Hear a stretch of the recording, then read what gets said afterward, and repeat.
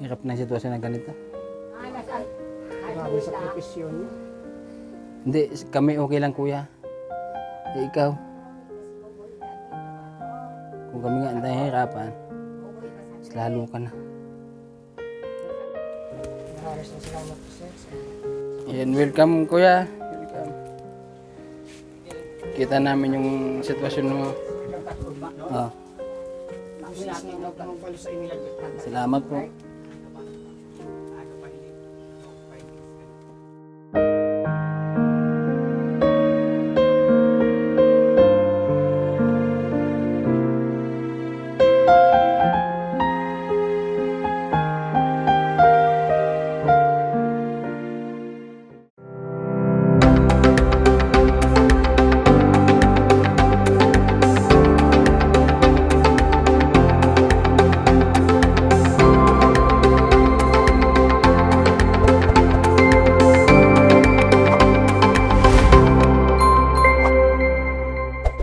So guys, magandang araw po.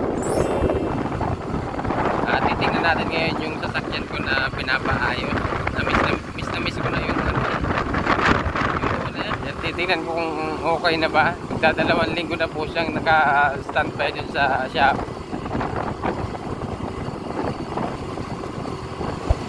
At binabati ko pala lahat ng followers and subscribers ng Wagon Honey.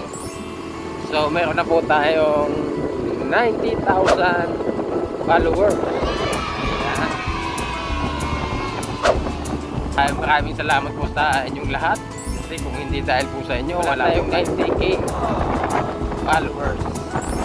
Yan, sana patuloy pa tayong lumago para mas marami pa tayong matulungan.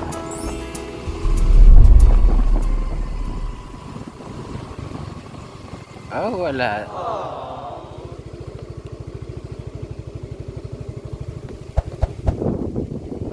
Yung tao. Ito yung sasakyan natin guys na pinapaayos natin gawa nung yung radiator nga po nabutas. Hindi pa ayos. Ayun, wala yung tao.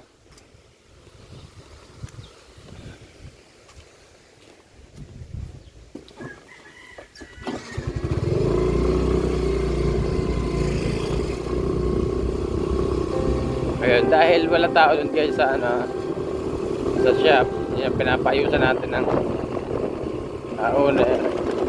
Tutuloy tayo ng Goa para kunin yung resulta ng x-ray ni Kuya Pipito at yung iba pang lab test.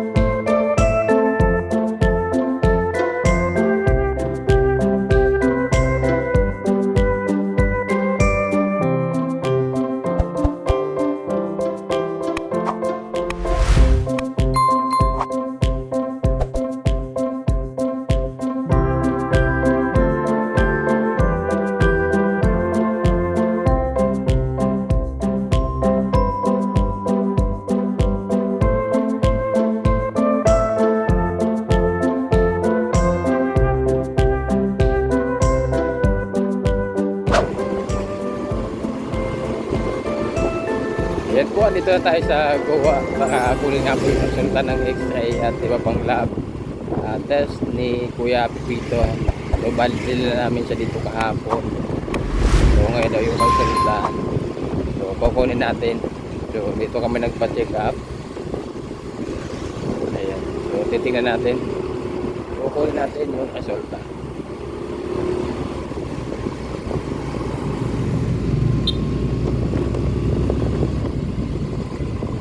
Yan, dyan tayo guys sa Partido Medical and Diagnostic Center. Ay, tayo sa kabila.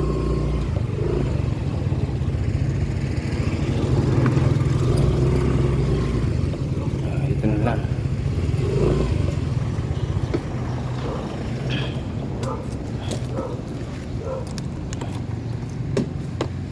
Ang init. Lagyan natin ng sapin para hindi masyadong mainit mamaya.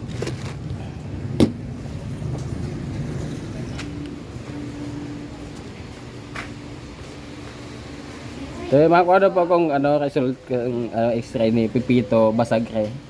Kasod man po. Anong result po? X-ray po. X-ray lang O, po. tapos may so kinuhaan siya ng dugo. Apelyido po ulit? Basagre. Pipito. Basagya? Oo. Basagre. Basagya? Oo. Ano kasi? ECG matanis ano? Anong pangalan po sa kama po? Roy Buluan po. Baby. Opo. Wait lang. Ito. Sir, double check ng pangalan kasi dad. Sa x-ray pa lang yan ano, madali lang po. Iya po. Yan, Basagre Pipito. Sir, anong pangalan mo ulit po? Roy. Roy? Oo. Roy. Hindi. Alam mo na sa tay. Roy. Yeah. Okay. Okay. Roy lang pala natin siya. Okay.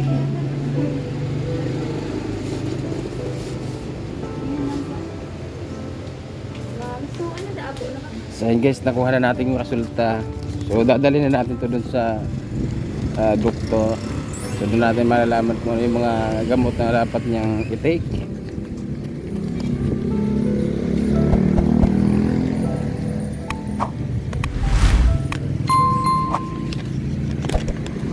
Yan, papunta na tayo din guys sa doktor na sumuri kay Kuya Pipito. So mamaya dyan tayo sa landbang. So magbabalansin ko tayo.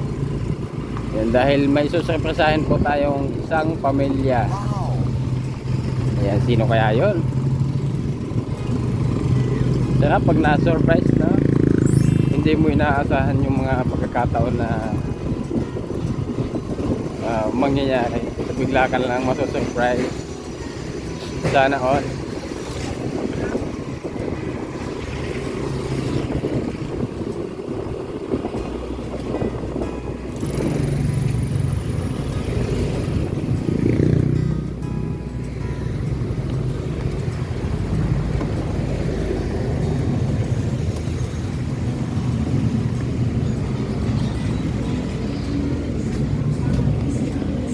Good morning po.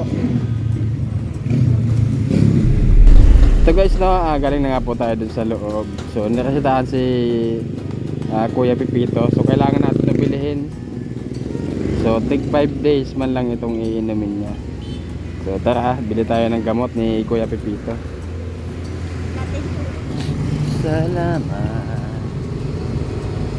Tunay kong kaibigan.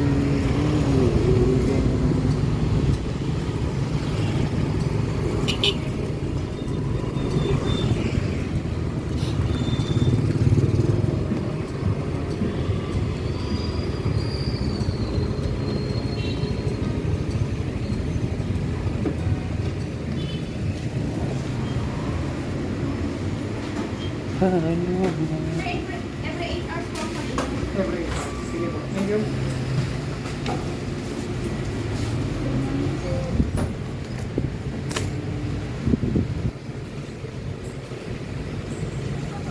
Sir, info 106 ang saro.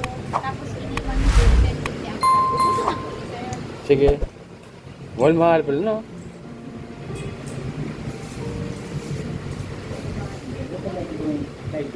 Ang mahal guys ng gamot. 160 isa.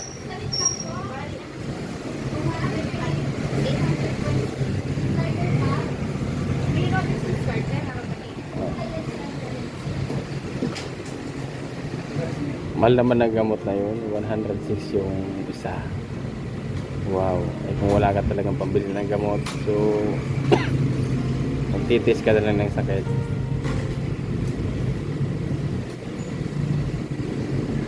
ultimo pangkain mo, wala ka. Bili pa ng gamot.